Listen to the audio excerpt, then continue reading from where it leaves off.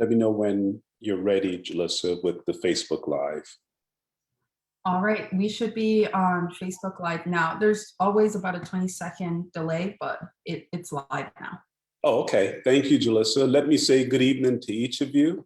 Welcome. We're here. This is our co-chair orientation. I'm really excited about each of you participating, and I'm excited, and I want to thank you for agreeing to serve and agreeing to be in a leadership role with this commission. As you are aware, this is an important task that has been placed on our doorsteps, and we're so gracious to serve. And I want to thank each of you for agreeing to serve and being a leader. I want to acknowledge the resources that we have available to us. Part of this orientation is to bring us together so we can get to know who's here and who's representing which subcommittee. But also, I want to acknowledge the great team that we have working with us. We would not be where we are without the support and the efforts of our consultant team. And I want to especially recognize Valerie Lemmy with the Kittering Foundation. Is Valerie on? Wave, Valerie. Say something, get our attention. Are you on mute? Okay, she'll be joining us a little later, but I want to recognize her because Valerie brings a wealth of knowledge to this effort in working, of course, with Leslie, Mindy, and Kim, and the others that work with Leslie's group, the Chrysalis Lab. But Valerie is the Director of Exploratory Research with the Kittering Foundation. And they really work with a lot of cities throughout the world and exploring areas for improvement, best practices. So I want each of you to understand that she's just a telephone call away or an email away, because she's going to be such a great resource for us as we go through this effort. So we'll make sure we recognize Valerie when she comes on later. So with that, again, welcome. I'm excited to be here for this orientation, and I'm going to turn it over to Leslie, and Leslie will take it from there. Leslie? Thank you, Chairman Funny, and I add my welcome to all of you commissioners who have taken this step to lead, and you are to be commended and supported because you have a big task in front of you. You know, it can be fun, but it will be work in leading the other members of the commission to some good quality outcomes. As John says, we are committed to being with you and walking with you. And we think tonight we've just going to have a lot of conversations about how we want to work together as a group, as a team, an executive group. But first, we want to start off with a short video that talks a little bit about how to think about data when you're making decisions. And even though this video that features Angela Glover Blackwell, she is the former president of a group called Policy Link that has been talking about issues of equity and social justice for a couple of decades. And even though this example is about a program that she was involved with, it has a lot of lessons, I think, for the work that's before you. So I'd ask you to listen to it. It's just a short listen, maybe 3 minutes, 3 to 4 minutes. But as you think, just jot down any aspects of data use, data inquiry that either come to your mind or that you want to note, because we're going to come to them later when we begin to talk about how we'll use data to make our recommendations. So Mindy, if you could start the video. Melissa's going to start the video for us. Oh, I'm sorry, Jalissa, if you could start the video.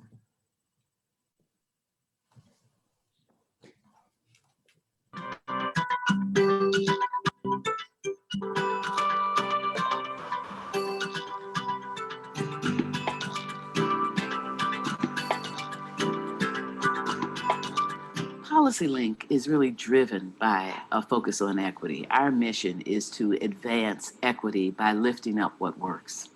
there are a couple of things there that require some rigor in terms of data. If you're lifting up what works, you need to really have some way of knowing that it does work. And utilizing data about who's being served, what progress is being made, where did people come in, where were they when they left. Using data to be able to say, we know this program makes a difference because the data tells us so, is one way to be able to have some assurance that you really are lifting up what works. Also, equity really is an attempt to do something about the gap between where children are and where they need to be to reach their full potential. Where are they in terms of school achievement, in terms of weight, in terms of being able to have the kind of exercise that we know that they need to have to be healthy? Looking at where they are and where they need to be allows us to see the gap, and the work of equity is to close that gap. Equity really means just and fair inclusion into society in which all can participate and prosper. And the work of equity is creating the conditions that allow all to reach their full potential. And so being able to know that we're making progress on the equity front requires that we have some data, that we have real results, that we have the capacity to measure how we're doing. And being able to lift up what works really brings with it a necessity to be able to assure those people for whom we say, here's a program you ought to think about. Having a little data to underscore that, to really show that, really does help us to do our work in a way that is stronger. I must say, I started early on in my career when I used to run an organization called the Urban Strategies Council, really getting this idea of data-informed work into an entire community. We gathered the data about school achievement, about what was happening with young people, and made it available to the community. And the thing that really pleased me was how receptive the community was to trying to understand data and utilize data to make decisions. One of the first things that we worked on was infant mortality. And at the time that the Urban Strategies Council started working on the infant mortality issue, Alameda County, which is where Oakland sits, got its money to deal with infant health and well-being, and just spread it across the community. Urban Strategies Council used data and mapping to show that the highest rates of infant mortality were concentrated in just a few communities. Once we showed that data to the community, it organized itself about demanding that the resources actually go to the community. The highest rates of infant mortality were in the Black community, and the Asian health clinic and the Latino health clinics both came together with the ones that were working in the Black community and said, we want to help you focus in this area. This is where all of our resources should be going to deal with this issue of infant mortality. So the data allowed the community to organize itself around results, and I think that's a powerful thing.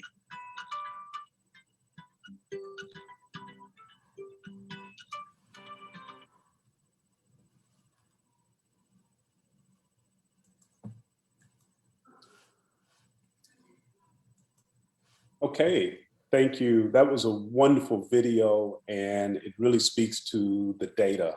And as we begin to talk about different areas that we're going to be working in, the data is really going to drive to some conclusions. And with that, we as commissioners have an opportunity to come up with strategies and suggestions for recommendation to the mayor and council. I mean, this is great. We're making a difference in the city of Brookhaven by looking at the data and then being able to come up with some strategies of policy that can be moved on to the policymakers so that they can then determine if that's the direction they would like to go in with regards to efforts that come out of this task. I wanted to go through and just do a quick roll call on who's here. And then that will be for the record. Jalissa, do you have the list of attendees? Would you do a roll call, please, Jalissa? I know I'm putting you on the spot. Are you muted? Sorry, yes, I got it. Let me pull it up. I think I have it right here.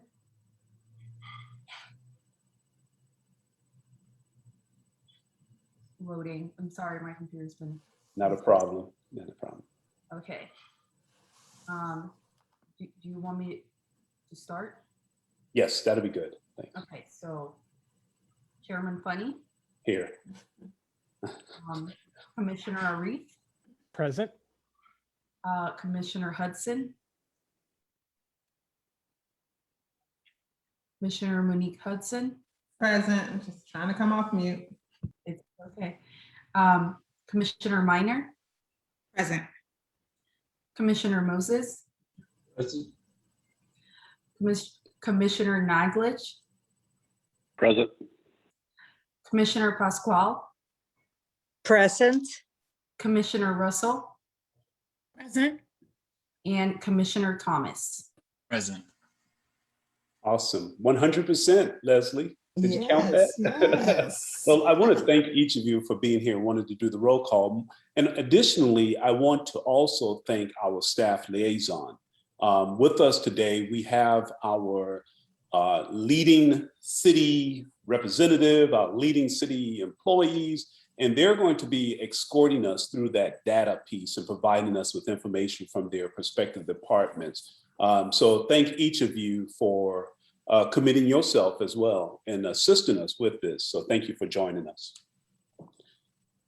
Jalissa, you're gonna run my slides? Is it up or do I need to? Mindy is going to, I think she is doing. Okay, wonderful. Well, I wanted to take a couple of minutes and just go over the charge as it relates to this commission. And from the charge, I will be speaking to what is expected. And I think this is a great opportunity for us to have dialogue. Please weigh in, by the way, as we are having this discussion this evening, because as a member of the executive team, you get to help all of us look great.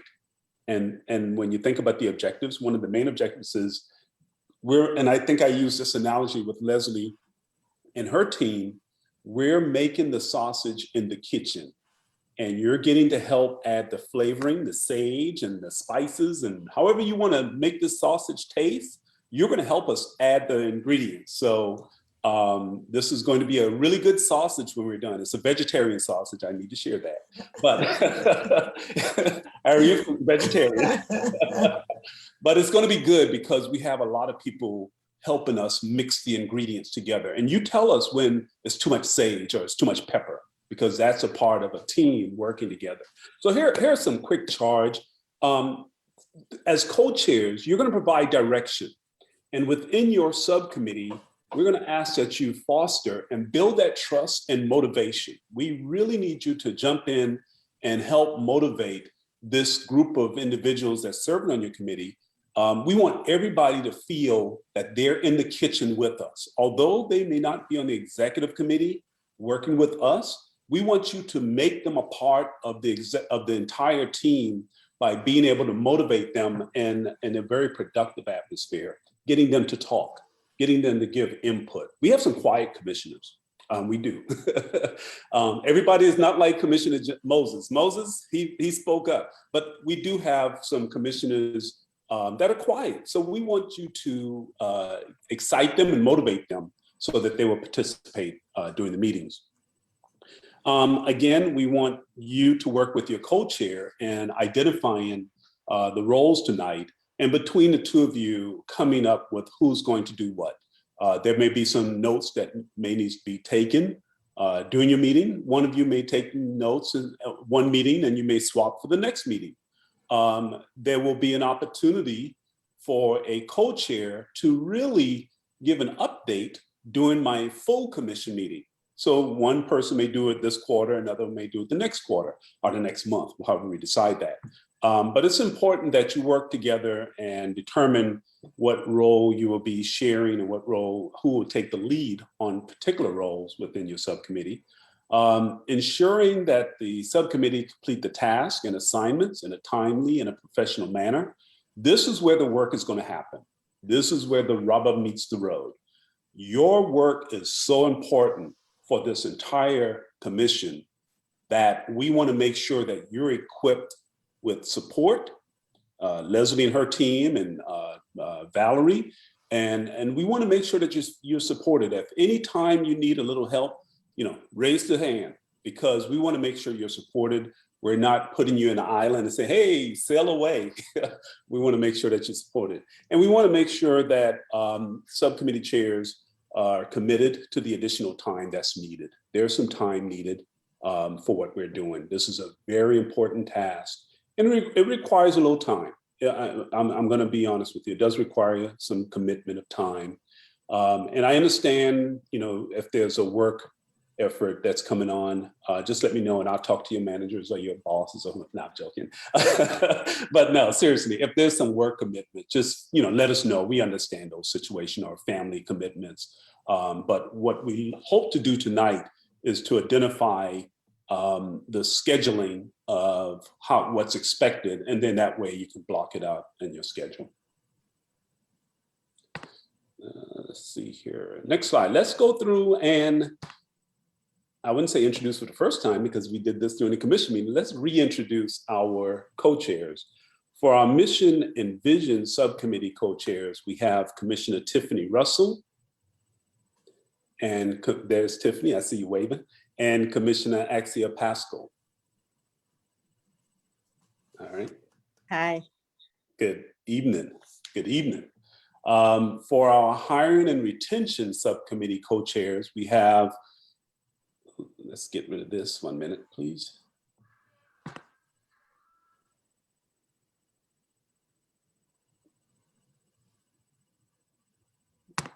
Why is this doing this? Can you make the slide a little smaller? The bottom of my slide is covered up here.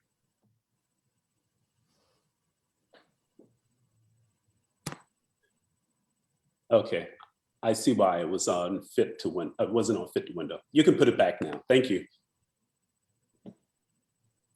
That's our engineer at work. I know my view is like, what is going on with my view? All right. Commissioner Minor, we have Commissioner Minor here under the Hiring and Retention. And then my view is really not working today. And then we have Commissioner William Naglish.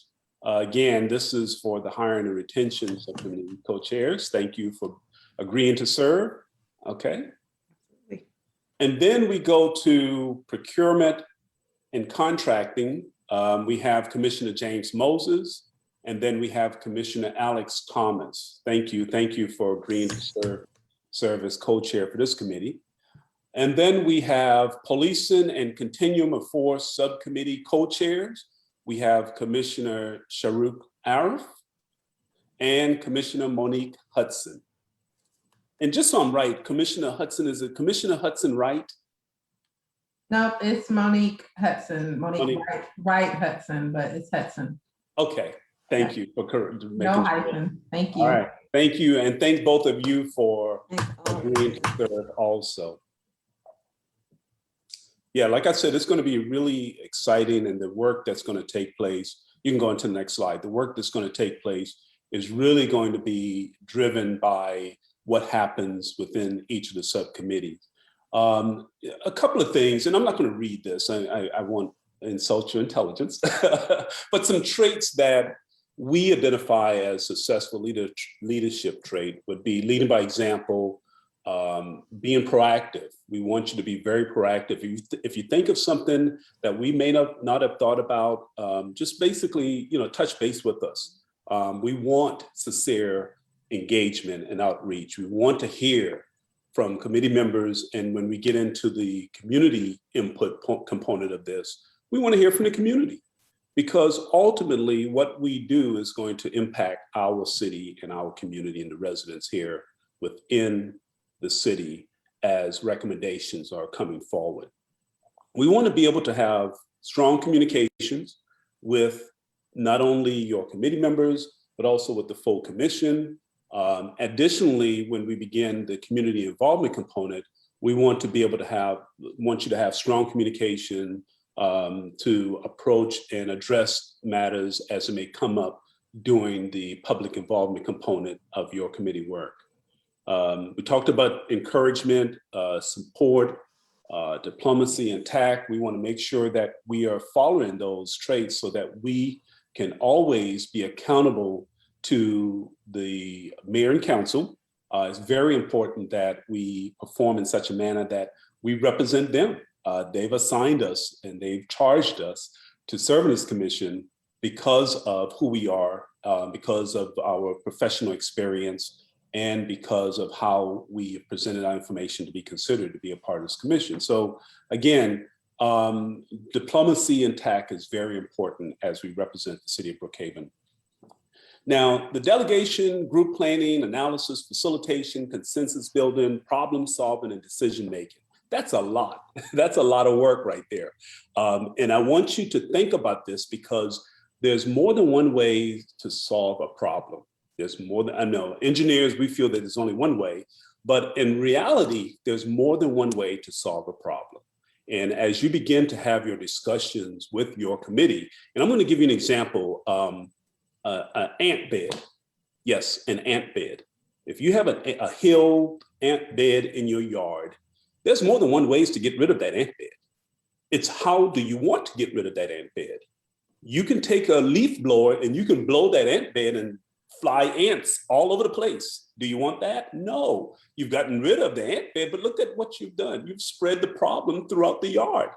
Or you can go to Home Depot or Lowe's, I have to be equity here. You can go to Home Depot or Lowe's and you can buy some ant repellent to kill the ant. You can do that. The most important thing is to understand that there are several ways to solving a problem, and you have to be able to solve it with data. We know why an anthill may be there. We may know where the ants are going during the day. We have the data.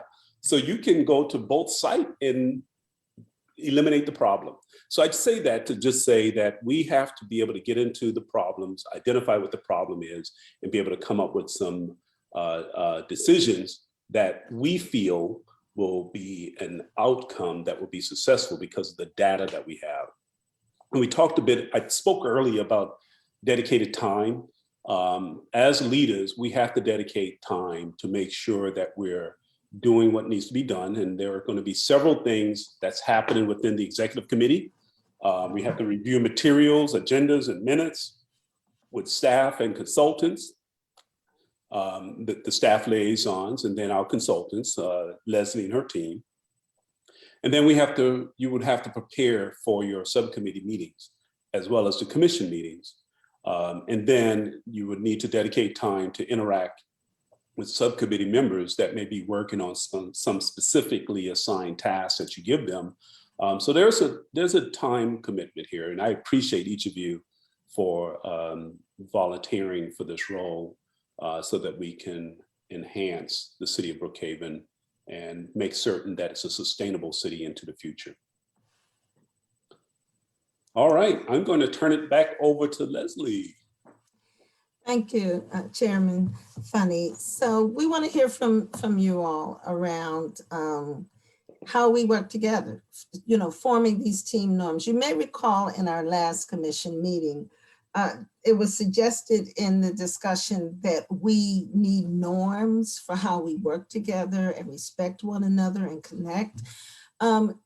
We believe that we can do that through and in our subcommittees, and particularly around this group of leaders in the commission who have stepped up to this role. And so we want to hear from you. So what we'd ask you is, and this is the same question that we asked of the staff liaisons when we met with them last month, and I'll share with you their responses. But right now, if you would be willing to put into the chat, think about the times that you were on the team and it was an amazing experience. And I don't care what the team was, it's family reunion, doing the talent show, it was team at work, of course, it was a church team. Doesn't matter what the team was, when it just really worked, what was that like? What were those characteristics that made that team amazing and successful? Jot those words down. And what's going to happen is Mindy's taking note of them, and we're going to share those back with you at the end, because we believe once we get to that point, we can begin developing some norms and expectations for each other based on what those are. So what are some of those times? I see some of them coming in. Humility. I love that, Tiffany. I don't know if you want to say more about that, but I can imagine, but I love that around who's in charge, who's not in charge, but doing it all together. Oh, and who gave me both? We've got shared goals, but I saw enthusiasm, so that's a good one. And then negativity is, I'm assuming, the bad one. We all won. Setting goals, I'm seeing a lot around goal setting, clarity, right? Around where we're going and what we're trying to do. Energy, this is great. Dedication, unity. So some of you have gone on and I appreciate it. That's what leaders do. They don't wait for you to get to the next one. So take me on to those times that it didn't work, right? When it was the worst team you ever wanted to be on and you were so glad it was over. And I see lack of accountability, avoidance, ego, opposite of humility. Egos, disconnect. I'm gonna assume that's something around the goals or expectations for coming out. Did not have a voice. This is powerful. This is great. Okay, get a few more people talking over one another. Okay, this is great. This is great. So I'd ask you if anything else comes to mind as we begin to go into the session. Again, clarity, setting goals and expectations, that you continue to write and share those, and we'll do a little magic when you guys are in your discussion, and you are going to get to talk in just a minute, I promise. We'll have a lot of chunky times to talk, but when you guys are in your dialogue, then we'll be working and trying to kind of group and categorize what your comments so that we're able to share them back with you at the end. So here's what the staff liaison said, and they are on the call now, so they can testify if this wasn't said in the group, but it's similar to a lot to what you guys have said. So they talked about there being no silos. They talked about there being trust and good communication, openness and role clarity. Role clarity in this is going to be so important, right? Who has the data, who moves with the data, who's expected to lead, who's expected to speak. Unwavering support, because it ain't going to always go right and everybody ain't going to get it right. But does that mean you leave them, out there alone, or does that support go on no matter what? Self-motivation. Right? We can't do this for one another. High energy and high expectations, accountability, great effort, and then fun and humor. And I guess I would say, I think probably that's one of the most important pieces of this, is to try to make it fun. Each of your staff liaisons will be able to tell you some ways that you might be able to make this an experience and as well as a learning opportunity, right? Where you can experience and put yourself in the place of an individual looking for work and completing an application, or put yourself in the place of police having to make decisions, and I'll try to get into it, have a little fun with it, be who you're trying to be. This can be an opportunity, I think, for teams to come together, and for when that tough piece comes around, having to kind of listen to everything, weigh it, and then begin to sort it and come to a set of recommendations that you want to articulate. That fun can be what carries you through some of those times when folks may not be on the same page and all together. So right before we go into a little bit of how this thing's going to work, because I know you're curious, it's 7:30, you're like, okay, but how's this going to work? Is there anything around building team norms or what we've talked about around expectations, anything you'd like to share, any comments or thoughts you have, or around your hopes for this work over the next few months?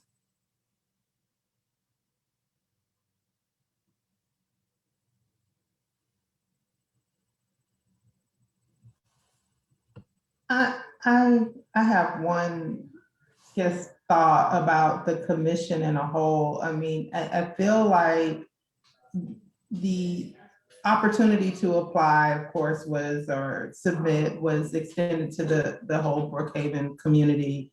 But the people who choose to participate on things like this are pretty much the choir. And while I have seen already in our few opportunities to break out and talk with our fellow commissioners, that we don't all share exactly, the same point of view. We're all really here to do the work. Like, we obviously believe that there's a need for social justice and racial equity in those types of things. And that is huge. I mean, in the work that I do, there are plenty of people who don't believe, who believe we've all arrived as a world, and I don't understand where, why is there racism? Was Meghan Markle even Black? Like, those types of people. And so I get that, it's great that, we're all here, but I wonder with the work,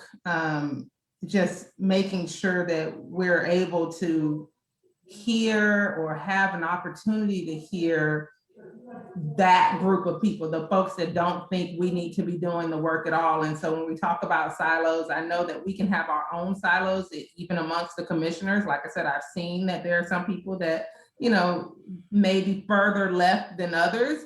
But still, we all believe in the cause. And I just wonder, when we deliver it back to the community, how does that get received? Because we don't have necessarily those voices, because they've chosen to not be a part of the commission as a whole. Like, these are the folks that are here are not the folks on my next door app, like, period.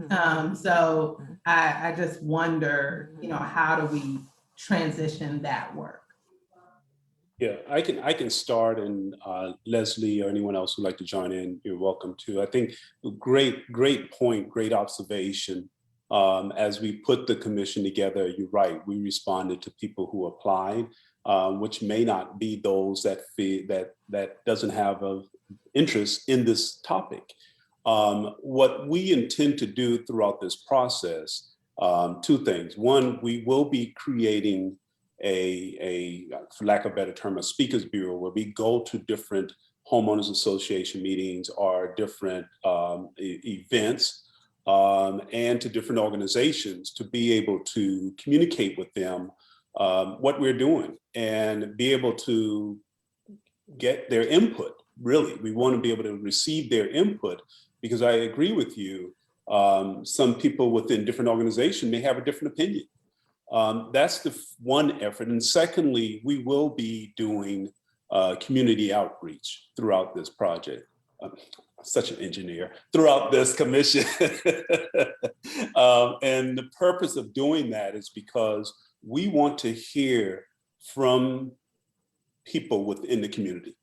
And it's almost like a planning project. The project is only going to be as good as if we receive input from those in the community.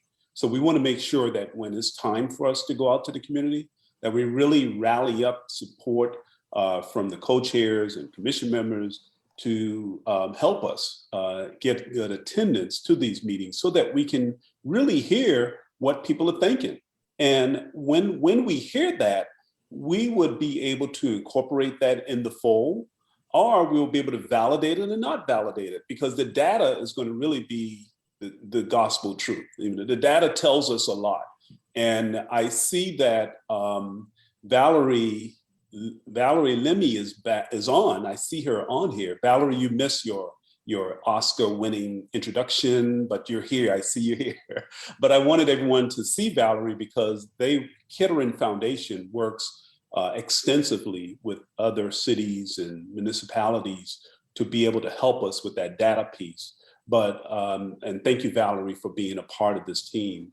And wrapping up the response to your question, Commissioner Hudson, is that we will look for those opportunities to engage with those individuals that may not be around the table. We want them here. And if they don't come, we're going to go to them in the community. John, if I could add. Oh, yes, sir. Christian, I do envision that there's going to be a survey, community survey, I also believe that we're going to have a newsletter on the work of the commission that'll go to every household. And then really the proof in the pudding is when the recommendations, draft or final recommendations of the commission go to the city council, there'll be 2 public hearings in it. And unfortunately, in many policy exercises or planning exercises or task force commission exercises, people don't wake up until they see recommendations or until they see things that actually impact them. You saw this in the General Assembly yesterday. I mean, a lot of crazy stuff's going on down at the Gold Dome, but people aren't really paying attention to it until it's time to vote on something, which is coming up quick. So I think there will be many opportunities to entice people. We'll spoon feed it, we'll throw it at them, but really what I've found is when people really get engaged is when you either start taking their money, telling them they can't do something, or telling them they have to do something. Then people start paying attention to stuff. So it will be interesting because, I don't know how this will end up, but I'm sure we'll come up with some great recommendations that if we go about the work like this is being structured, we can be a model for any community in America. That's wonderful. And I would just say one thing, and this comes only from, the amount of research that that the Chrysalis team has been doing over the past few months and as a part of this engagement. We don't have to be perfect this first time out. This whole thing is iteration. This whole thing is getting better and better. We have to do our best. We have to get the data and we have to come up with the best thinking. We have to do the best outreach we can and invite people to the table. And when it impacts people, then they will have a response and will respond and react to that. We are not asked to be perfect. We're just asked to look at the data, which doesn't lie, and then to do our best shot. From what I have seen, many cities and a lot of the information that Valerie sends constantly, cities have been at this years and years, and they come out of this group and then they have another set that's looking at pieces of recommendations, and then they have another set. So think of this as the beginning, the first leg of a journey towards equity, right? We didn't get here yesterday, and our recommendations aren't going to be perfect, but they're going to be the best and most thoughtful we have now, and we're going to chop at them over time, piece by piece, and we're going to be okay with that because we've made that effort in doing our outreach. Leslie, before you move to the next one, I just want to make sure we recognize Kristen just spoke, City Manager Kristen, who's working as a liaison. Major Harrell, where are you, Major Harrell? Wave. She's working with us. I don't see her. Oh, there she is. Okay. Helena, where's Helena? I saw her earlier. These pictures keep popping around. Yeah, they move. But she's here. And then we have Steve Chapman. Steve Chapman is in the house. Hi, I'm here. My camera isn't working too good. We hear your voice. Great. Thank you. Okay. Thank you all. Thank each of you for being Yes, here. Really yes. appreciate your time and commitment. Okay, Leslie, I'll shut up. No, that was great. Thank you for that. We had a really great conversation and meeting with the liaisons. You've got the best. That's all we can do is bring our best, and we have the best around this table. So it feels very good. So let's talk a little bit about how to go about doing this work. What are we gonna do? What's it gonna look like? What can we expect? What kind of path should we be on? What's the process? All of that stuff. So we want to propose to you a path to go through this work. You may decide you want to stick to the letter of the law, or you may want to, be a little creative, but it pretty much outlines a path that will get us to where we want to be at the end of this year, at the end of the commission, and ready and feeling good about what we've developed. So I'm going to turn it over to my colleague, Mindy, who's going to take you through the equity framework that we're proposing that we go through. Thank you, Leslie. All right, so what you are looking at right now is our equity framework, and it's a 4-phase process that we've created to guide you as the leaders of the subcommittees to your final destination, which is recommendations that are informed by data, by research, and the stakeholders that are impacted by each of these areas. And in this slide, you'll see our estimated timeline for each of the phases, but like Leslie alluded to, I don't want to say this is completely fluid, but this is really our estimate of how much we think each of these phases will take. But if you, as the leaders, feel like, you know, you need a few more weeks to do an assessment or something like that, we want you to know that you are empowered to make those kinds of decisions. Okay, so first things first, grounding and data. This phase is all about ensuring that each of you, well, not just you, but each of the subcommittee members have access to the same accurate information and facts regarding your specific area. Specifically, we're going to lean on our trustee staff liaisons to provide each subcommittee with City of Brookhaven's current policies and practices pertaining to your area, and any and all available data that they have that demonstrates the impact of those policies and practices. So at this point, we're not delving into national data or policies from other cities that we think are really cool. We're really focused on understanding what's happening in Brookhaven today.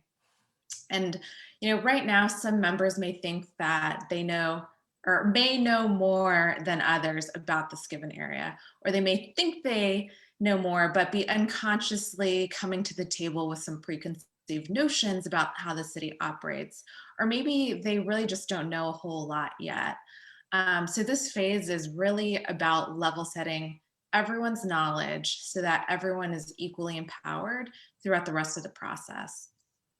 So at this stage, we're going to continue to ask you to do a lot of listening, learning, inquiry, and last but not least, giving a lot of love to our staff liaisons. Phase 2 is assessment. So once we're armored with the facts and the figures of our given areas, it's time to begin thinking critically about what we have learned, starting with identifying inequities based on the data that we've received. So you have the data in front of you, and isn't it odd that if you can remember one of Mike Carnathan's examples from his ARC presentation, he showed how economically disadvantaged students in Ashford Park have drastically lower reading proficiency than those who are not economically disadvantaged. So, you know, in your mental sort of headspace, we would circle that with a red Sharpie. And this is the stage at which we begin to unpack, why is that so?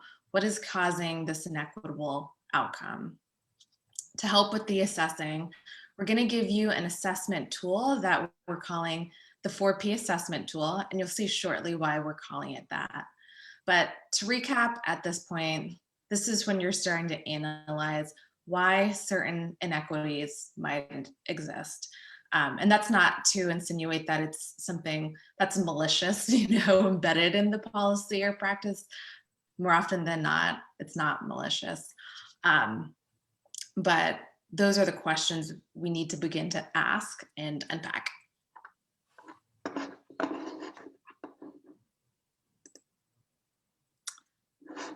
So phase 3, you might have noticed, is the longest phase we're estimating.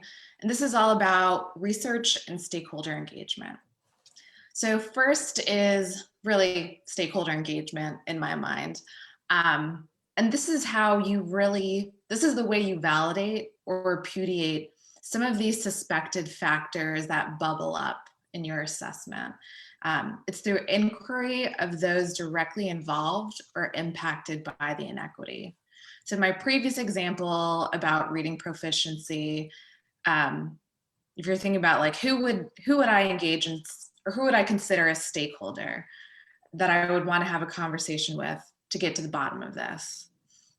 You think students, you think parents, teachers, school administrators, to understand how kids in the same classroom could have such wildly different grades, and the main differentiating factor between them is, you know, how much the parent earns. So here you'll be asked to identify who are those relevant stakeholders. And I would say that for each of the different subcommittees, it's pretty different who those stakeholders are. Then we'll ask you to develop a realistic approach, which means, we realize that this is something that's time bound, it's resource bound. And so keeping those things in mind when we're developing our approach. And then we'll ask you to implement your engagement with support from us, of course, in the city. When it comes to research, Chrysalis Lab and Kettering will provide you with available research on best practices, case studies, alternative policies, practices within your particular area. And while we're doing that, you are also more than welcome to conduct your own research.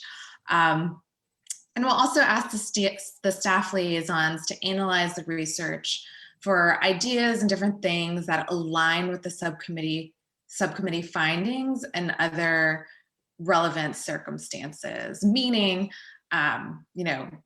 things that work in really big cities may not be appropriate for Brookhaven. So, scaling things appropriately, or other circumstances that may come to the forefront.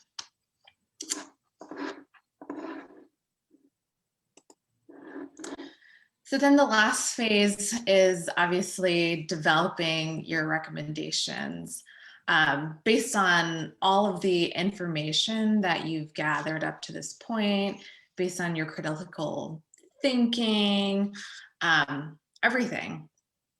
We're going to ask you to come to consensus on these final recommendations.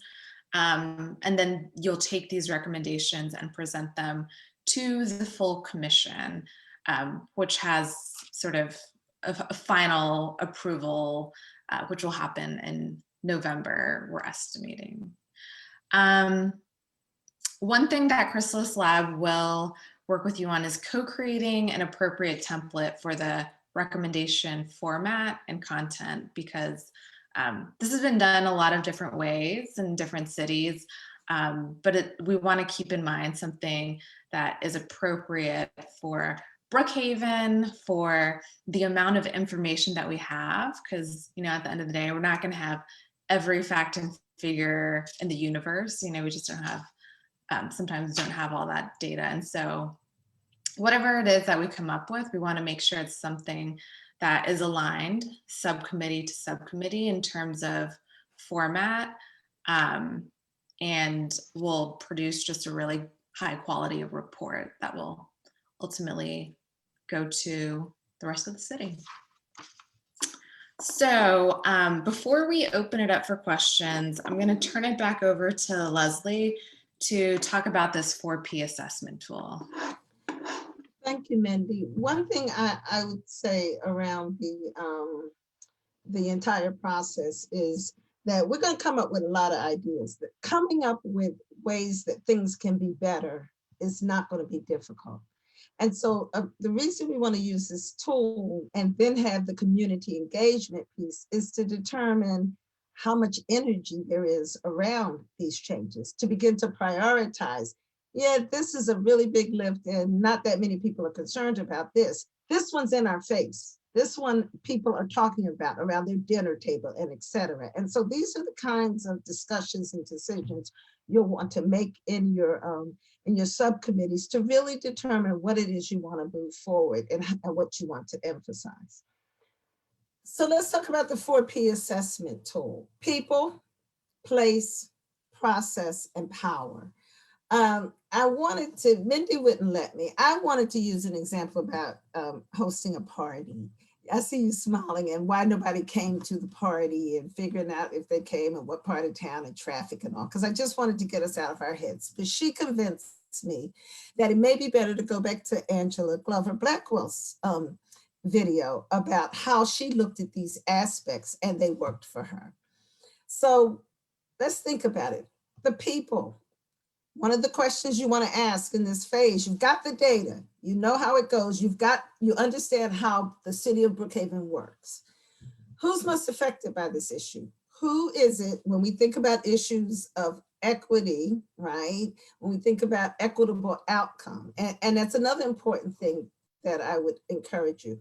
Equity is about, and inclusion is about not only who gets to come to the table, but who stays and walks away for something. The truth of equity is in the outcome. It doesn't matter if you had, 100, diverse folks who came to the door, if at the end, representationally, there are a very small percentage of that. That's equity or not, right? So just remember, equity is really an outcome. It's not the process, right? Although we've got to look at the process to try to get to a different outcome.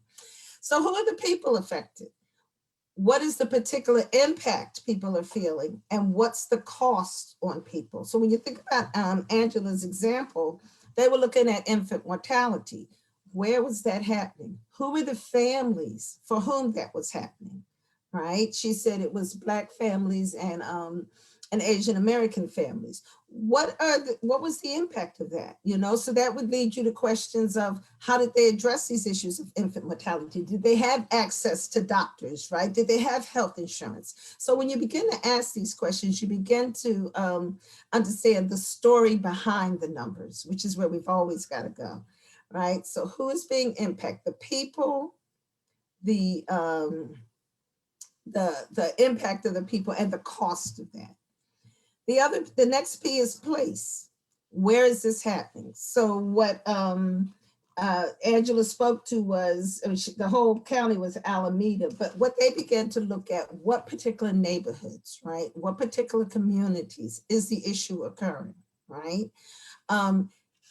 How are public resources being distributed and accessed in this place, right? So she said there had been, people would call that equitable maybe, that you get a bunch of money, you divide it up by neighborhoods and you throw it out, when actually it was more needed in one place or another. So where are the places that public resources are being distributed? And what's the cost on the city? That matters, right? What's the cost on the city to get these resources out? What's the cost on the city of so much infant mortality and having this death, and the cost of that on the people, on productivity, on the healthcare services, on the ambulance? What we're doing is designing our public space that we share together. And so we've got to be able to think about both and, right? What it means to be different, and what the cost, what we have to give up and what we have to contribute to make it different. The next P is process. So how did this happen? Did it happen just because, I don't know, the federal government said, and back to Angela's example, federal government said you have to distribute all the money that way? Is this, a couple of commissioners said, I think this is fair. Some had more influence than others, but how did it come about, right? Is it expanding or narrowing, right? Is it happening more and more? And why is that happening? Is it happening more and more because more people are moving in, right? Or more people are being squeezed out, right? But what is the policy and practice? And you're going to get a lot of that from your staff liaisons, right? That make this thing work or not work, right? And for some reason, I've got the same problem now as chairman. I can't see my last line. What's that last one, Mindy? You don't have to change it. What policies, practices, processes, and/or social norms contribute to producing and perpetuating this issue? The social norms, thank you.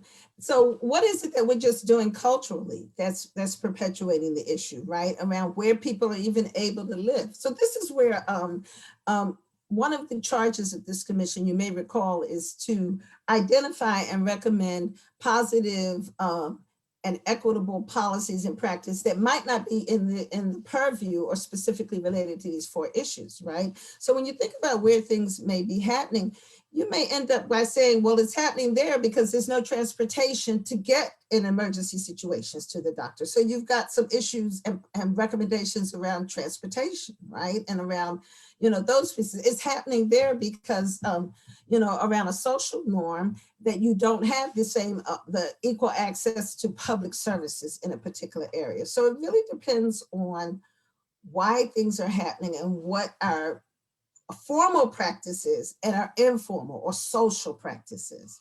And then finally, the issues of power. Who makes the decisions? Who gets to make the decisions? Who gets consulted on the decisions, but really doesn't have the final say? You know, what's the structure to that? Is impact, are we talking to, as Angela talked about, we went and talked to the families and parents and said, what's up? Who is feeding into how decisions are made? And are diverse voices, starting with the center, centering the people from that first P, how are they being included in the policies and the practices and so forth? And so we believe that this is a simple but solid frame by which to assess all of the issues, the 4 issues that from the data that you receive begin to demonstrate some inequity, begin to make you go, you know, and to begin to think about. So that's a lot. And I'm suggesting that I take a full stop and we get off mics and just tell us, what do you think? What are your questions? What are your reactions to the process, the timing, and the tool that we've shared?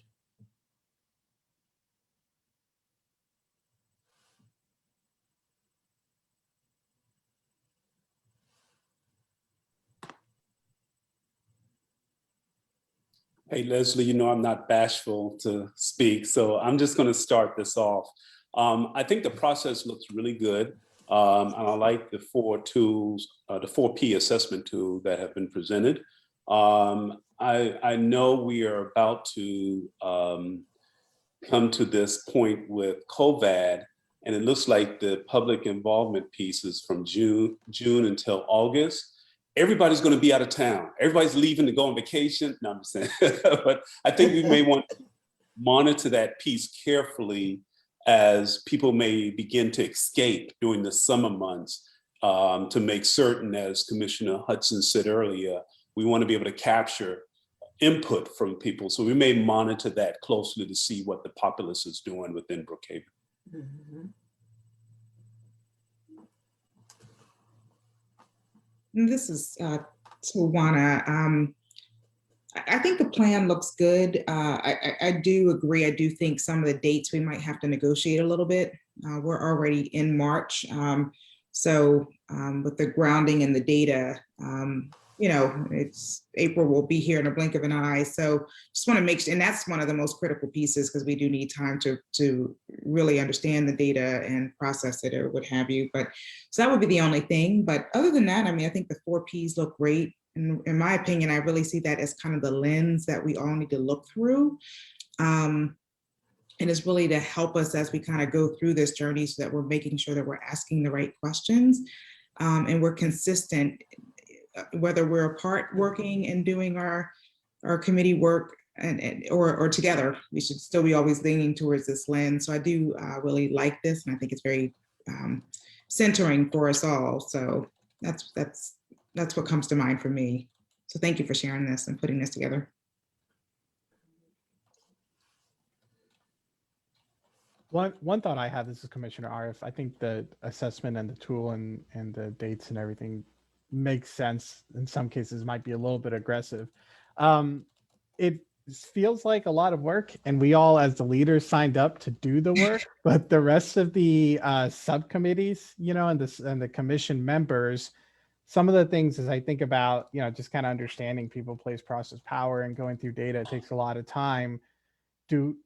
Is the monthly meeting cadence that we have set up right now going to be enough to effectively engage with the subcommittee members to get their feedback and really make them included in the process?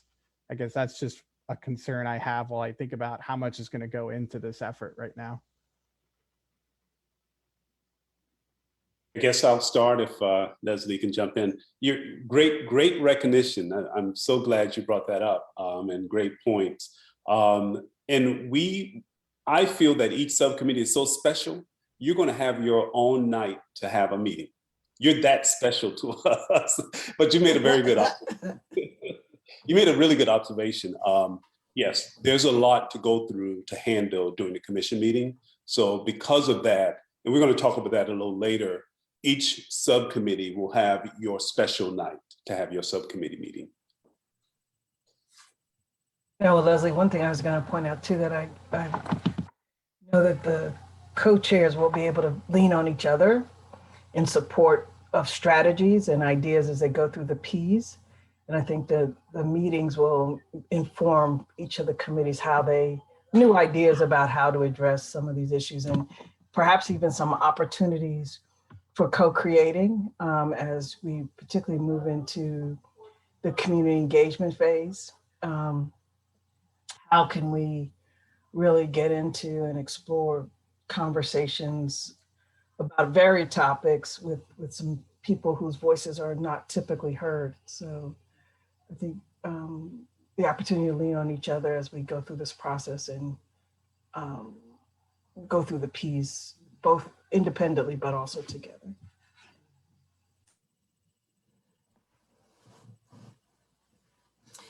I agree. This is absolutely a, an ambitious schedule.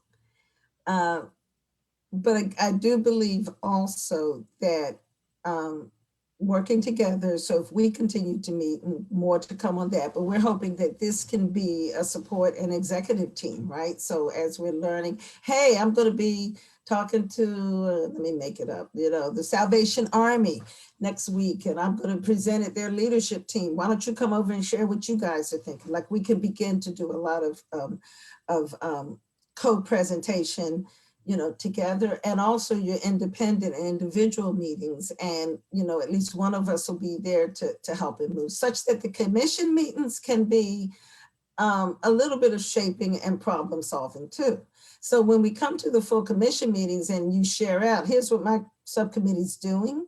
I mean, remember, those are the 36 of you are part of the public too. And as we've already acknowledged, you're a part of the public that cares about this issue. So that's how we do, and Monique, some of that just, thinking and ground or level setting even among the commission. So that time can be, okay, we've gone away, we've done our work. The leadership team has gotten together. Let's get response, let's get reaction at the commission meeting. So, I don't.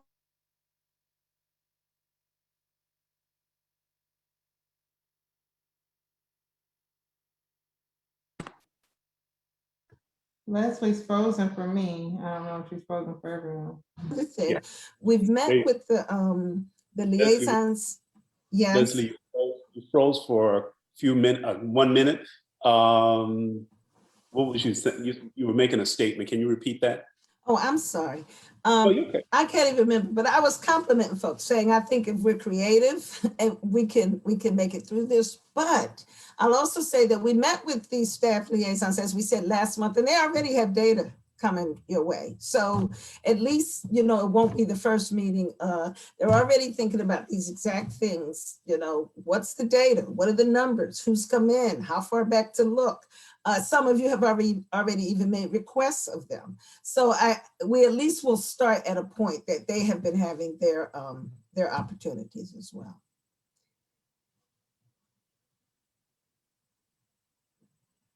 Other thoughts or comments? I'm trying to.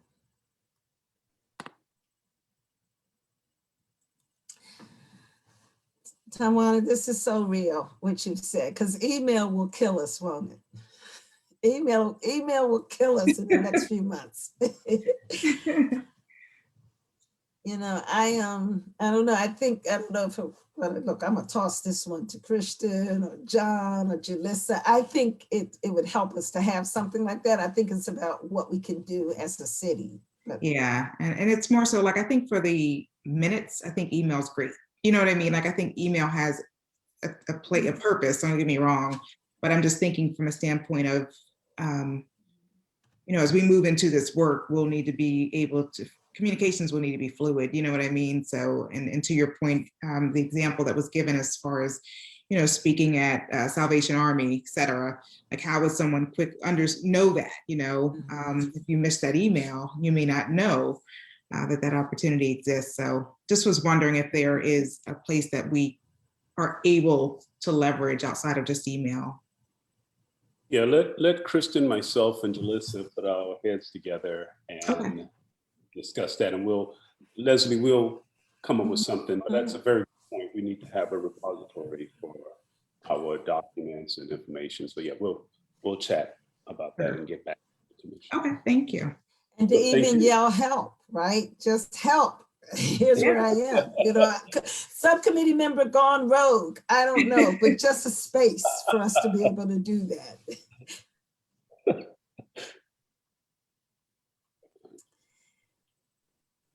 So who's feeling, and if you're willing to share any kind of anxiety or trepidation about the work, and you know, let us know if there's a way that we could support you in that.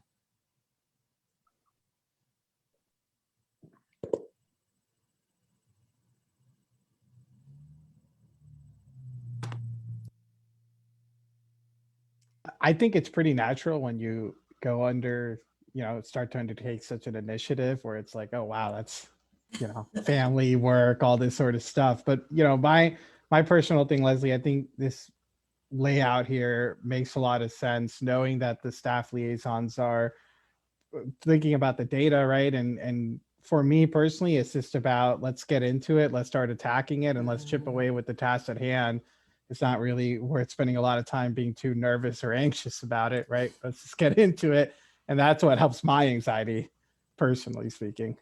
Well, if I could provide some perspective on this, there are close to 20,000 cities in the United States. Some of them have been around for 400 years. So a lot of the data and processes have been tested and reviewed and documented over many, many, many decades, and the data is available. So we're not recreating the wheel here in many cases. We're looking for best practices. We're comparing it to maybe what other sectors do, education, private sector, nonprofit, those types of things. So there are lots of examples. Additionally, in the public sector, we share information. You'll never get Pepsi to share any kind of processed stuff with Coca-Cola, but I can pick up the phone and call 300 or 400 city managers on the listserv that I am and get data fairly quickly. So I don't think it'll be as daunting as you might think, because the folks that we work in this space, we communicate very well with all of our peers.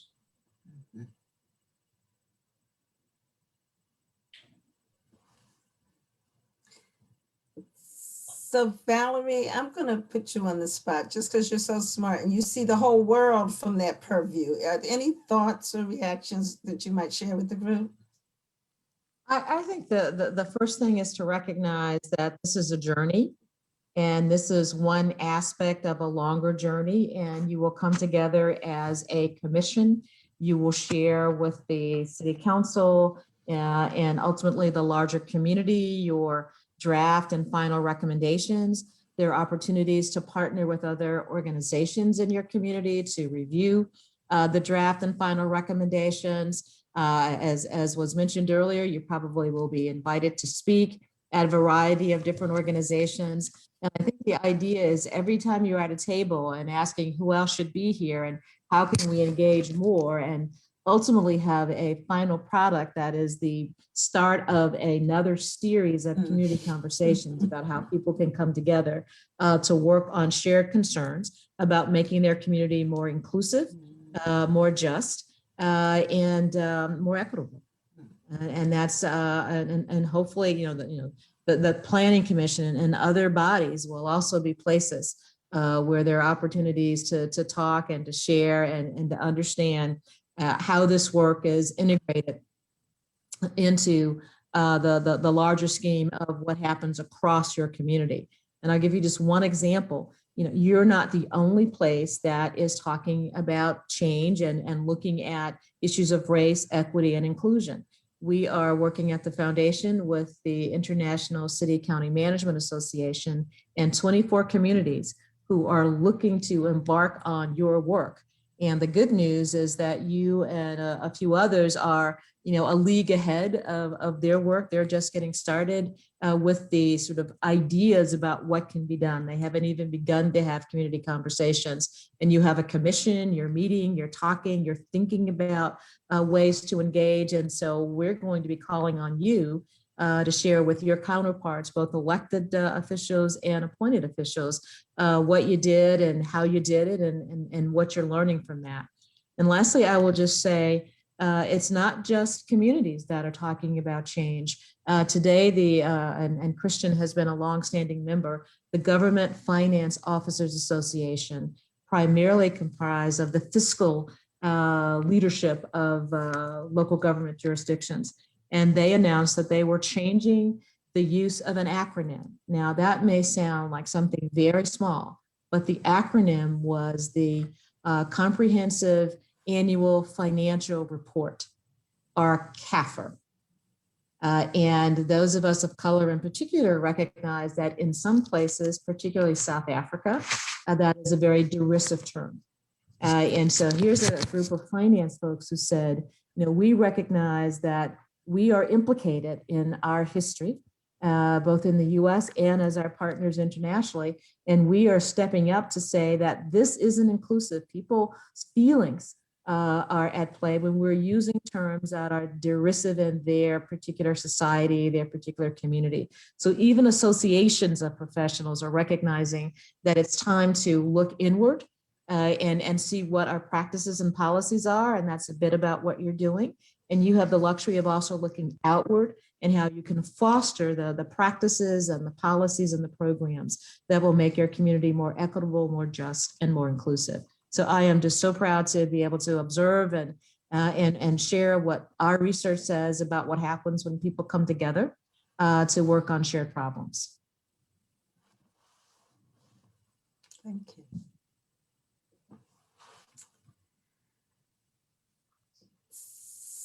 So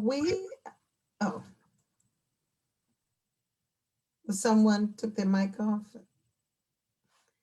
Stop me, yeah.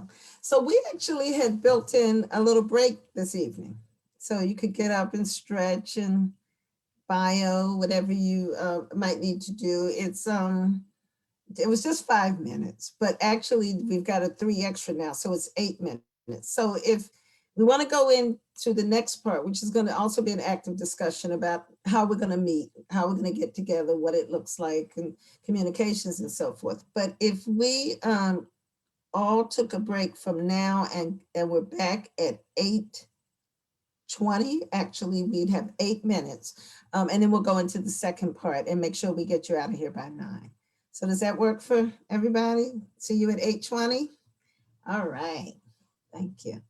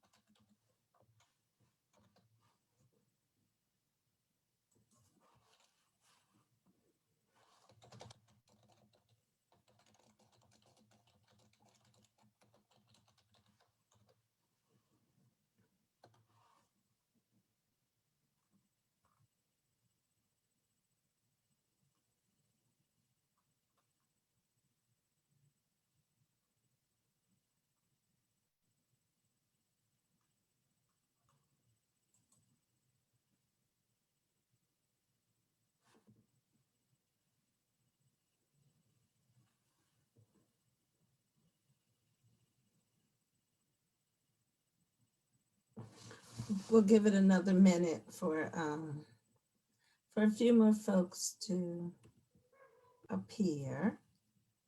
Here they come.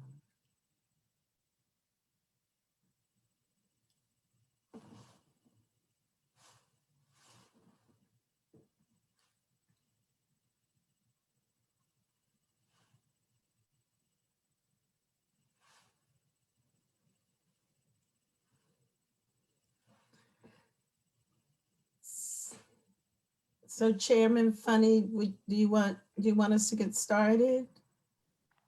Yes, go ahead. You can Okay. proceed. Yes, ma'am. So I'm just going to talk one more minute and then turn it over to Chairman Funny for dialogue around some of the logistic things. But I want to share with you a little bit of the resources you can expect. So what you received this evening, actually yesterday, was the phases and the 4 Ps. In addition to that, you can expect to, as Mindy mentioned, receive as much information as we can find and support on best practices. As Kristen mentioned and Valerie, folks are doing this, so it exists. We also would have asked the staff liaisons to do searching for best practice, right? So, but it's one thing to search in generalities. When you've kind of narrowed in, I want to know more about how other people assess, what the criteria is that people assess who gets a contract or not. Let's just say in contracting. So who's looking at that issue?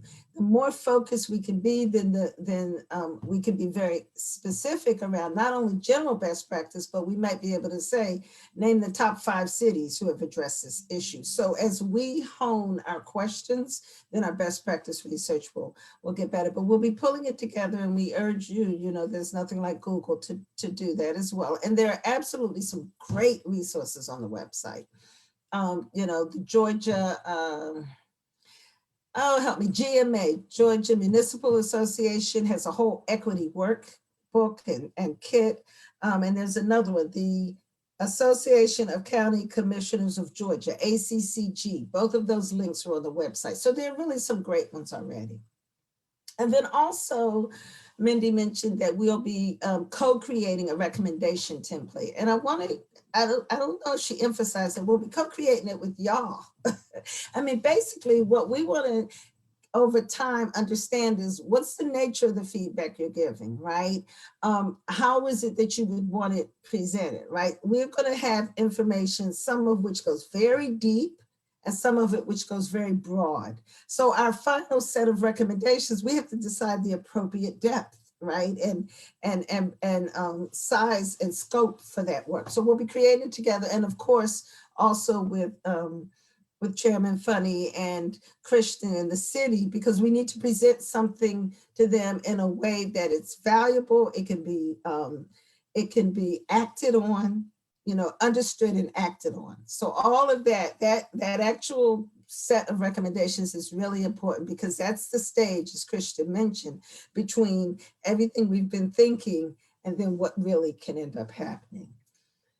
So those are additional resources that will be supporting you in this work. And so I'm now going to turn it over to Chairman Funny to lead us through the next set of discussions. Okay, thank you, Leslie. So we've heard a lot tonight, and thank you all for your input on the process. I think that was very helpful for us, because we want to make certain that you're a part of this executive committee and have an opportunity to give input with the process. So now that you've seen the process, and I'm going to go around, this is open discussion, by the way. We're all going to talk now. Leslie, we're not presenting, we're going to talk. We'll have an open discussion. So I'm going to go around to each subcommittee, and either co-chairs, or you can do it individually or collectively, hopefully collectively. And let's just have a dialogue. And I want, oh, look at the dog. I see the dog. Valerie. We have a visitor, we have a guest. I've been meeting all day, so she is just wanting some attention. Sorry. No, it's fine. It's perfectly fine. So we're going to have a discussion. We're going to have a discussion, open dialogue. So let's start with the first question. The first question is, what will be your first steps based upon what you've been shared with, what's been shared with you tonight? You probably have that wheel. Your wheel is probably spinning. Let's talk. Tell us what you think will be your first steps. And let's start with the co-chairs of the, I'm gonna mix it up. I'm not gonna always start on mission and vision first. Let's start with hiring and retention. What do you think will be your first steps? And both of you can chime in. I had a feeling you were going to pick us.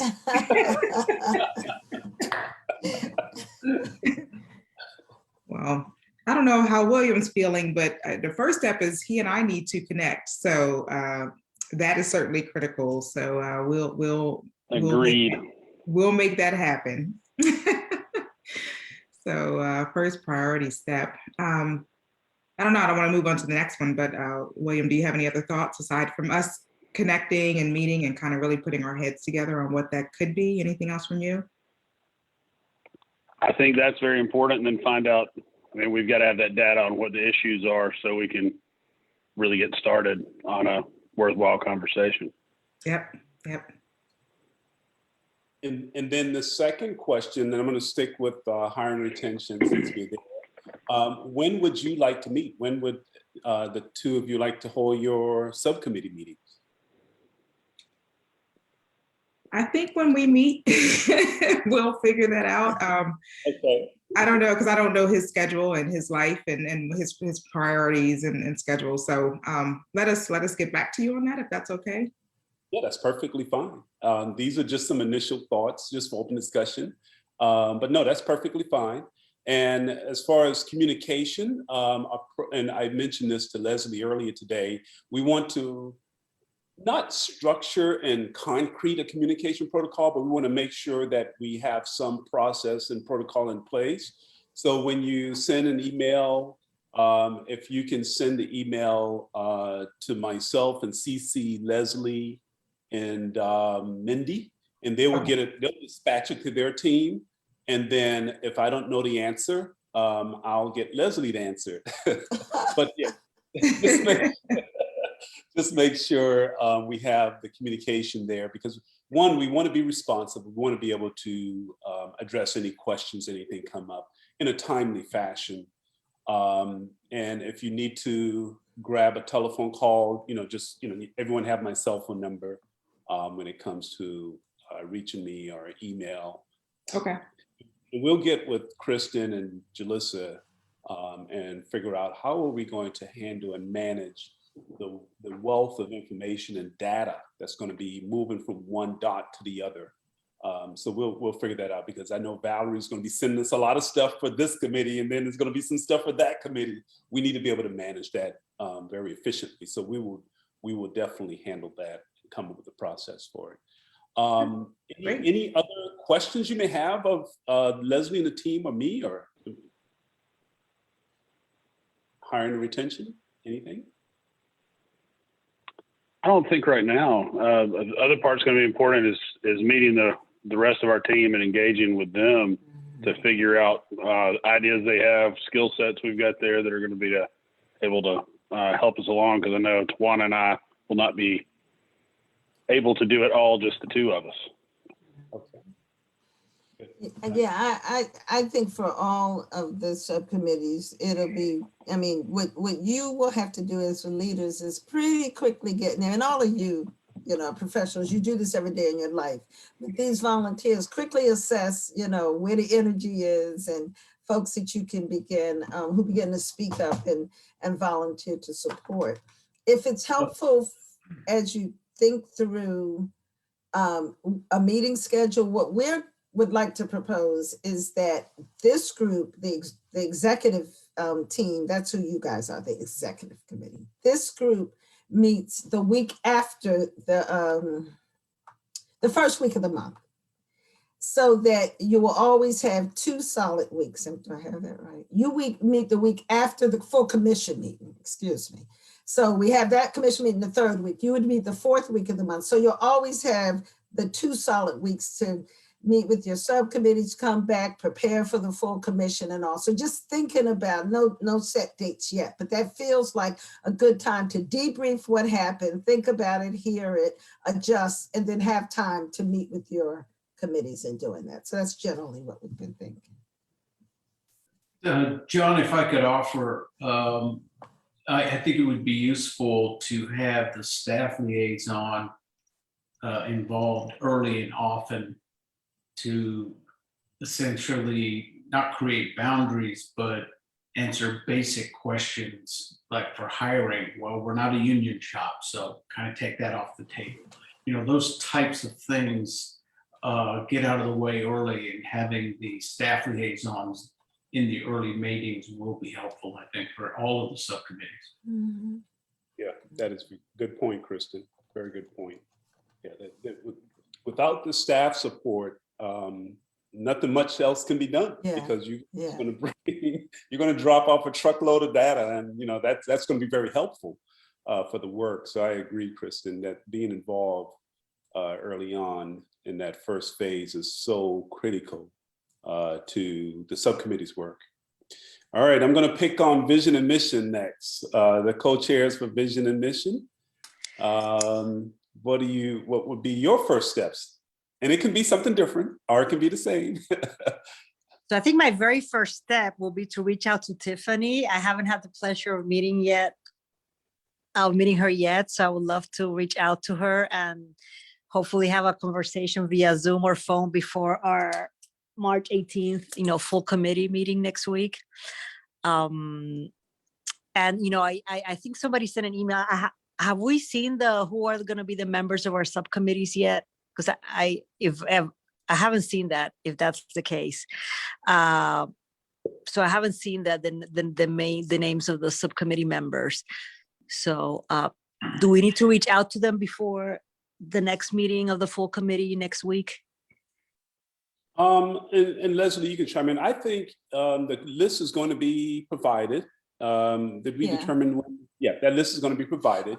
Okay. And I would suggest meeting with them prior to your subcommittee meeting. Yes, I would definitely suggest that.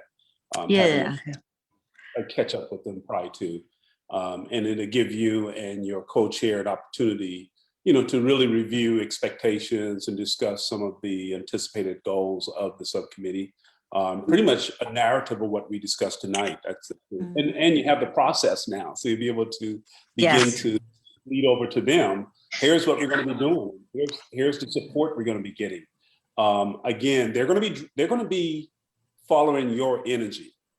Your subcommittee members are going to be following your energy. So when you have your meeting with them, I encourage you to share with them the amount of resources that's available to the subcommittee, so that they can feel that they're supported from the Caring Foundation, the Chrysalis Lab, and the city, because the city is providing, again, that truckload of data. So they're going to really be counting on your energy, co-chairs.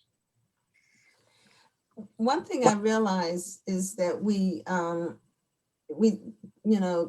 the chairman sent the list yesterday evening, but it was a PDF. And so I'm not sure, and maybe Jalissa can help us with this, but I'm not sure how easy it is for you to access the individual's email addresses if you want to reach out. Is that's not public, is it, Jalissa, on the website? Is that a list we would need to send them?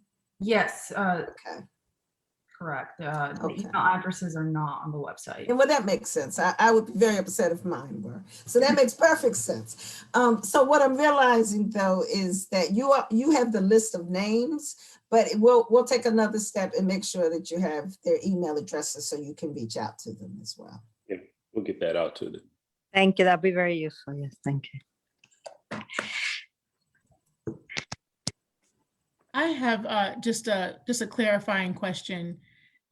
So we meet as a full commission next week. Mm-hmm.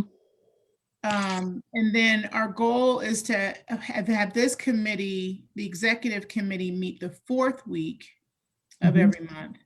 And so that leaves the first 2 weeks of every month for us to choose a meeting time with our subgroup. Is that, Yes. am I understanding it correctly? Yes, you're correct. That sounds Yes. right. Mhm. Okay. Mhm. And so every member who's on the full commission has been assigned to a group, right? That's Okay. correct. Yes. And the expectations of they will welcome our email for another meeting is what I'm at. Will they So just like we emphasize and you have to really share with them the amount of work that happens and encourage them to be involved with the next lift. And the next lift is really working in the subcommittee. And you can share with them your strategy and plan on how you want them to be involved with helping with the lift. And again, encouraging them, because you're right, they're going to probably say, wait a minute, another meeting? But this is so important for the city. I think this is the message we want everyone to feel a part of, again, making the sausage. We want everyone to touch this. In the subcommittee, they're going to be highlighted because they were the ones doing the heavy lifting within the subcommittee. So I think the energy that you share with them, but yes, it's another meeting. And I've been telling Leslie, I go from meeting to meeting to meeting to meeting. But the most important thing is they're productive. So we have to find that line of saying, what's a productive meeting, and develop an agenda and making certain that we stick to that and we be very productive in accomplishing what the goals are for that particular meeting.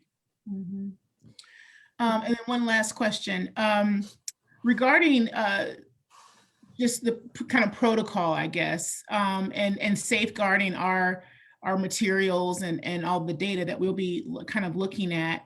What is the your feeling around using like a tool like Google Docs to share information, in between meetings particularly with our subcommittee? I don't know how secure that is from the city's standpoint.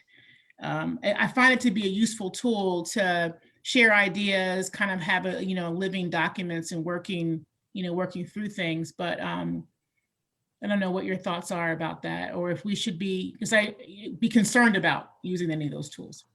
Yeah, I haven't ruled it out. That's a great package. We'll put that on the list to consider. So thank you for suggesting that. Actually, my alumni association, we utilize, the best university in the world, I'm sorry. My alumni association, we utilize Google Docs for a lot of our committee structures. So yes, I made a note so that when I meet with Kristen and Jalissa, we'll look at that package as well, Google Doc.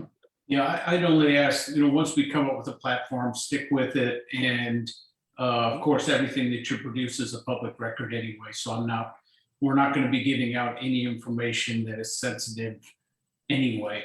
There won't be detailed reports on use of force and actual events themselves. Everything will be in the aggregate. So we should be fine.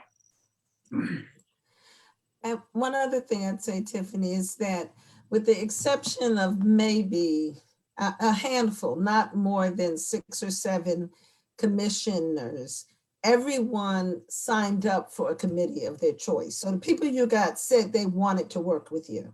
So that's a good start, right? There were a few we had to stick in places, and if they don't want to be there, I'm sure they'll let us know. But overwhelmingly, people indicated this is the committee that I want to serve on. The other thing I'd say is, as you all move into your subcommittee meetings, if you get there and you're like, got to think of, a different way to deliver materials, right? Or I got to think, or want to get them motivated, or there's any other issues or themes that come up that you're finding, what we can do is work on those and bring them to a full commission meeting. So for example, we already know that next week, Valerie's going to speak on how to do this community and public engagement thing, right? How to think about it, how to do it, a little bit like professional development. Those are the kinds of things we can say, look, if this is a problem, let's at our next commission meeting, kind of delve into this a little more to help everyone. So just realizing that if people aren't as excited, there may be ways to rev them up. But I'd finally say we all remember class projects, and we know that there was always the one who was last minute fly in, the one who could only talk but never did the work, the one who never did any work. So we have to be open to exploring what people bring to teams or don't. So, you know, that's the life we live, right? Yeah, thank you. Okay, thank you, thank you, thank you, vision and mission. Now we're going to go to continuum use of force. Let's see. Era, our co-chairs for. That's me and. And me, yep. Okay. Me and me, okay, me and me, okay. And now I'll ask the same question, go ahead. Yeah, I think as everyone has said, it's just really setting up time with my co-chair to just figure out what our traditional strengths and weaknesses are. You know, are you super organized? Are you a huge communicator? Do you want to take the lead on, you know, certain things before we even meet with our team, and then kind of what is on their plate as far as, you know, family commitment? Are you a, hey, let's meet before the meetings type person? Are you you know, no, we need to add a separate day during the week for meetings? Trying to figure that out, but then also meeting with the liaison, the staff liaison, and understanding kind of what type of information, you know, we can expect and what their schedule is to be available to us. That's what I would want to do first. And it sounds like a lot, but it just really could be a 30-minute thing. And that's what I would like to do. That is almost exactly what I was thinking too. See, we're a good team. He's already, no. Right answer, right answer. Always, ask my husband. Absolutely right answer. Yeah, my wife would agree. I like even more. We're good, we're good. And then one of the things I think would be interesting is, you know, getting with the people who expressed interest in being part of the committee and kind of figuring out why they wanted to be part of this one, right? And even before we get into the first subcommittee meeting, maybe start to unearth some of those preconceived notions, right? So that when we're looking at the data, we can start to suss some of that out and maybe go ahead and address it early so that we can start moving on to some of the more, I don't know, relevant topics, right, that need to be addressed and looked at. Correct. And I, regarding communications, I had a question. I remember earlier seeing an email that indicated that maybe our emails were also subject to like open records requests. And I wasn't sure if, you know, if that, I'm certain that that applies to, you know, subcommittees to some extent, and or to the entire extent. And so again, if that's the case, trying to make sure how are we keeping those, other than if, you know, we're waiting for some kind of subpoena for these or FOIA requests, like what should we be expecting as it relates to maintaining those communication records within our subcommittees? Here's what happened on the Planning Commission side, and this is what we did. And Kristen, you can chime in, but this is exactly what we did. If there was an email request, we would search for the title of the subject of that email request. If they say the development for ABC store, and I would provide all emails relating to development of ABC store. Nothing more, nothing less. All emails relating to the subject of development of ABC store, I would just forward those emails and say, these are the only emails. And if you have no emails that are related to any of the subject that is requested, your answer is, I have no emails. Kristen, I know Chris Bolt is not. No one gets to look at your inbox. If you get a records request, they have to put a scope on it, the date, time, and topic. If you have no responsive documents, you say, I have no responsive documents, done. I mean, there's nothing that you all are doing, if it is responsive, that is sensitive. And Right, I wouldn't expect anyone to look through our emails, but I think just because I handle FOIA stuff for the federal government, I mean, at least for my committee, I'd probably establish like a subject line, like, hey, we're always going to use, SREJ or whatever the acronym is, and, Policing Commission, and then what is it? And I know that I would do that really early, just so that we can always pull those emails if necessary, and be able to be organized like that, especially up until we get to the point that we do have, and I love Tawana's suggestion to figure out if we're going to have us a centralized place to communicate. But even if we, if we don't, if that would be easier for me personally, and also to keep me, aware of all the emails that are coming in.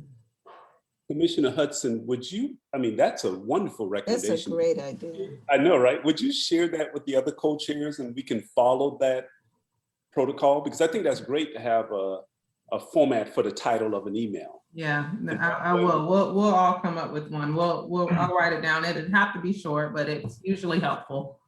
So, we do that for ones we don't have to share.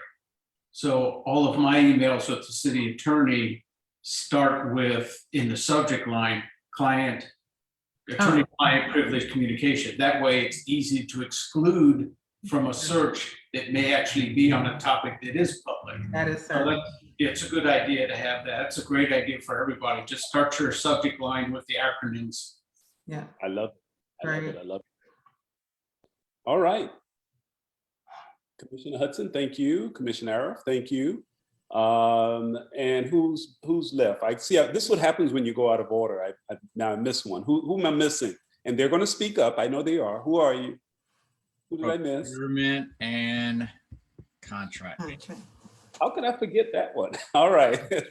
Let's hear from the co-chairs. Anything you would like to share as far as what you envision as your first steps?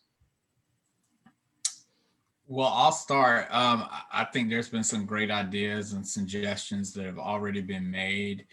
I'm definitely looking forward to reaching out to Commissioner Moses and getting to know what his thoughts are about the committee, the subcommittee, and the direction where he wants to go. And I kind of self-admittedly, come into co-chairing this subcommittee with not a ton of knowledge about that subject area.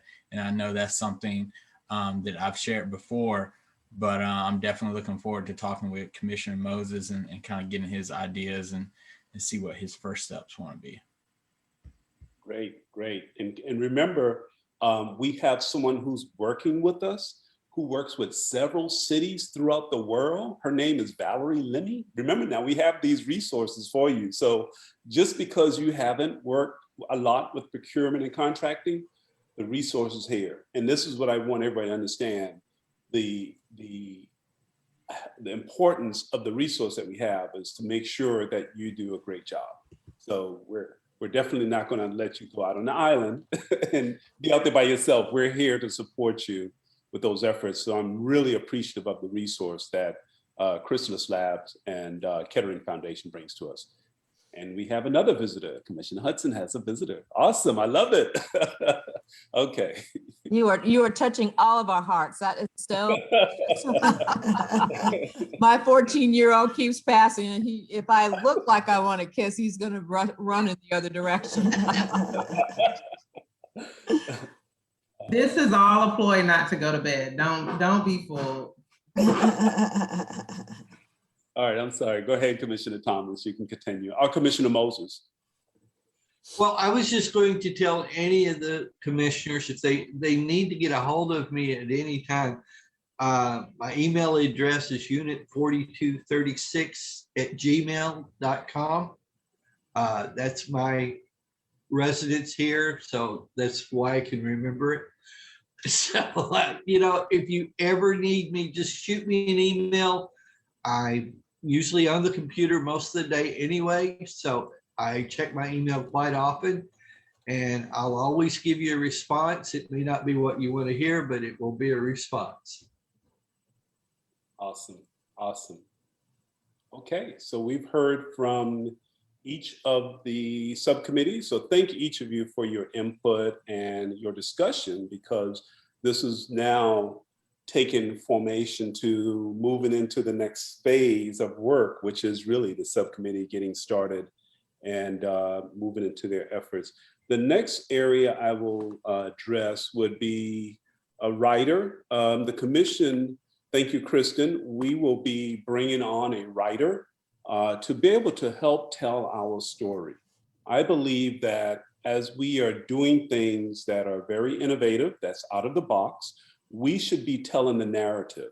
We should be creating the story of what we're doing and why we're doing it, so that that information can be passed on to the media, to the newspapers, whoever would read it.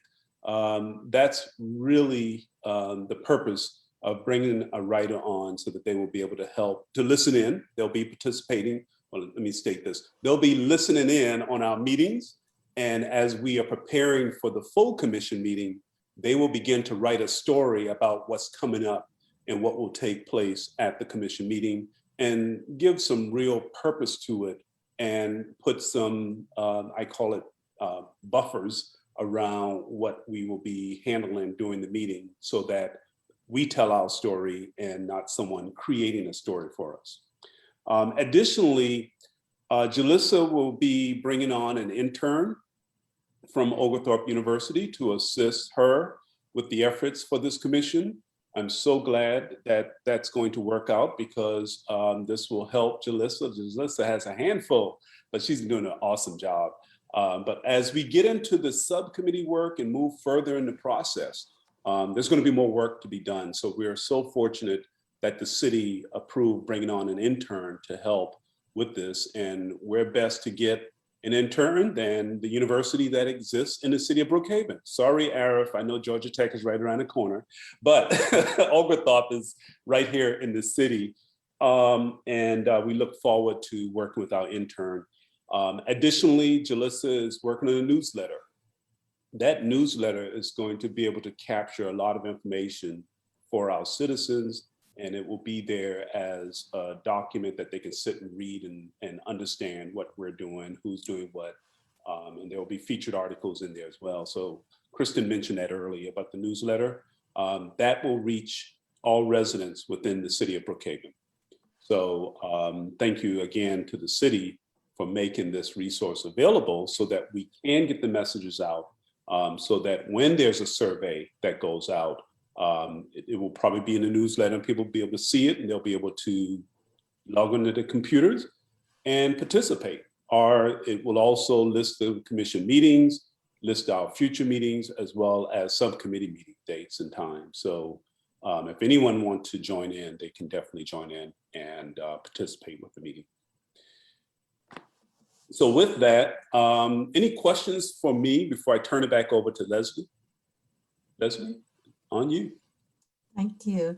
So Mindy is going to share with us a word cloud around your comments around best teams and worst teams that you've been on. So we're going to start with the bad, the teams that you never want to join again. So as you can see, just a whole lot of ego and avoidance, and disconnection. And I think in that disconnection, it's about, whether it's people talking over one another or having a voice, but that inability to make the connections. And then want to share with you, and this also includes the feedback from the liaisons, share with you what made the best teams. And so it's really interesting what came up from all, but around this high energy, this environment we want to create that is high energy, that is fun. You'll see there's a lot of fun and humor involved in it, and communication.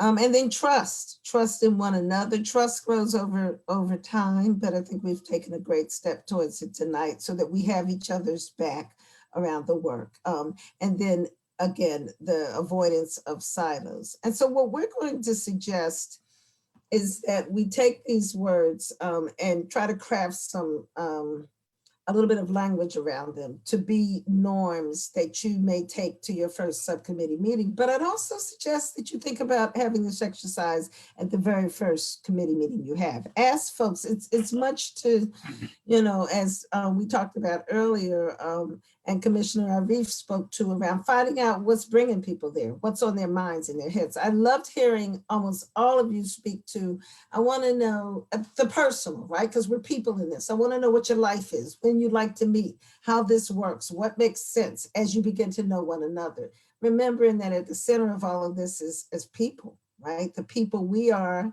and the people we want to support.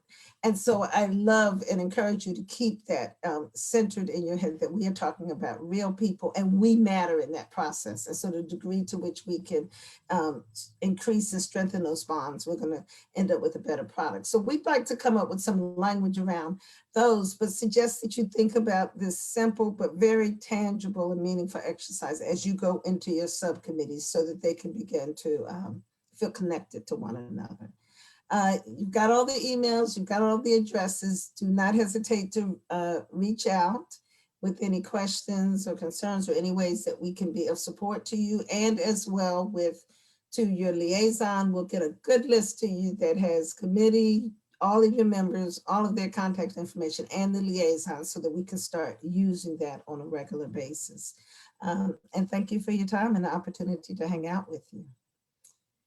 So I'll turn it over to our chairman to send us home. Okay, or well, maybe thank you in the all. other room. Thank you, Leslie. Thank you to the Chrysalis Lab team. Thank you to Valerie from the Kettering Foundation. Thank you, Valerie. And if you ever need a dog sitter, let me know. And to all of the co-chairs and the staff liaisons, thank you, thank you, thank you. Words cannot express how appreciative I am to have such an excellent executive team to work with. So with that, if there's no other comments, I would say this meeting is adjourned. Thank you. All right, have a good night, everyone. Thank you. Good night. Good night. Good night. Good night. Thank you. Everybody Good have a great night. week. Good night. Good night.